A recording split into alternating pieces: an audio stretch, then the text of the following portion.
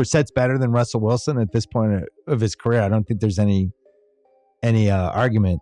Russell Wilson has been a hot topic for the past few years. He's taken some deserved shots and some that are not so deserved. But this Bill Simmons take has got to be about 10 steps too far. It does end with a prophetic glimpse into what has transpired with the Steelers, and I'll touch on that at the end of the video. Welcome back to Unlikely Success. Like, comment, and if you're new to the channel, don't forget to subscribe. Let's get into Bill Simmons' bad take on Russell Wilson and how the podcast may have predicted the future for the Pittsburg Steelers. What? There's two that I thought were interesting. One is Brissett that New England got, and they got him for 1 for $8. I just like Brissett's better than Russell Wilson at this point of his career. I don't think there's any argument. What did you say? Brissett's better than Russell Wilson at this point of his career. I don't think there's any argument. Over the years of listening to the Bill Simmons podcast, he's had some really bad takes on football, but oftentimes they're a byproduct of just being a fan of the Patriots. Objectively, though, this take he had on Russell Wilson versus Jacoby Brissett is really bad, and I want to contextualize why. Jacoby Brissett has an 18-30 record. His best season in the NFL included a 7-8 record with 18 touchdowns, 6 picks, and a 61% completion rate. And that was 5 years ago. His record as a starter since then is 6-10 with 17 touchdowns and 10 picks. Coincidentally, last year, Russell was 7-8 with 26 touchdowns, 8 picks, and a 66% completion rate. It's eerily similar to the best year of Jacoby Brissett's career. And yet, Bill Simmons is declaring that Brissett is much better than Russell Wilson at this point in their careers. What? Brissett is and has been a serviceable backup, and likely he was brought into New England to mentor their young draft pick. But Brissett, while playing well, has never actually won a starting job. He's played for 5 teams and had a successful run as an NFL backup. But I do not think that the entire NFL fan community believes that Brissett is better than Russ, even at this stage in their careers. Am I crazy though?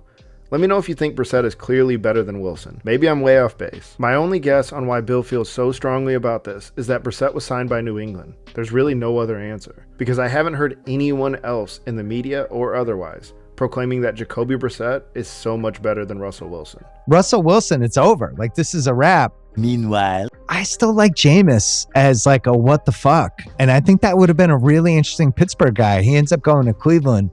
But Jameis can pull you in the game or he can take you out of it. But his teammates do rally around him, and he has had moments like... Now this take must be based on Bill's love for gambling. Jameis Winston's shining moment last season was defying his coach on the field. And he has repeatedly been on the market with no teams willing to bring him in as their starter. Jameis has talent, sure, but he has been prone to questionable decision-making.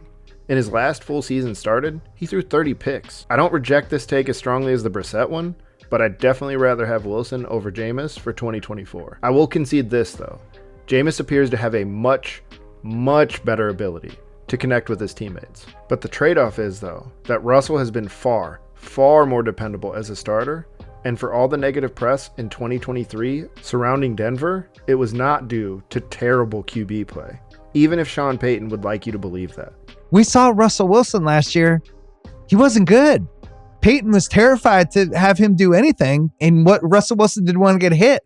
So why would he be good on Pittsburgh? I don't see it at all. Lastly, what did you think about the Steelers as a Justin Fields team? I mean, nobody wants Justin Fields. I think that's clear. I loved it. Now, I don't know what it's going to take to get him. I mean, is it going to be a 4th round pick? Is it going to be lower? I don't know. He still has 1 year on his rookie salary, but I at least see the flashes, and like that would have made more sense to me. Maybe there's only a 5% chance that he's going to be really good, but it's not going to take much to get him. And I was also thinking about this when they signed Russell Wilson. Like, the best version of Justin Fields is kind of like younger Russell Wilson, right? Where, all right, he's going to take a lot of sacks, but he can chuck it downfield. He can run around. He can scramble. Maybe you take I know he takes a lot of sacks and is going to fumble, but like with Tomlin there, like I could kind of see it in would you be more excited if you're a Steelers fan with giving up, let's say, a 4th for Justin Fields or signing Russell Wilson? Everyone would say Fields, right?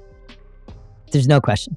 I don't even know if you have to give up a 4th. Schill and Bill discussed Fields as a Pittsburgh option. Their discussion outlines how Russell would be a great mentor for Fields, and I completely agree with this. The deal for Fields is a bargain for Pittsburgh. It's a 6th rounder that could become a 4th round pick. Pittsburgh has taken 2 value options at quarterback and improved their team in the position. Another part of this trade will be that Fields' negotiating power is lessened. Pittsburgh may be able to get a steal with a 25-year-old quarterback who has shown flashes even in a bad situation. It's a pair of interesting moves by a smart organization. I do have previous videos on both Fields and Russ in the archives. Click here to watch either if you're interested. This has been The Unlikely Success.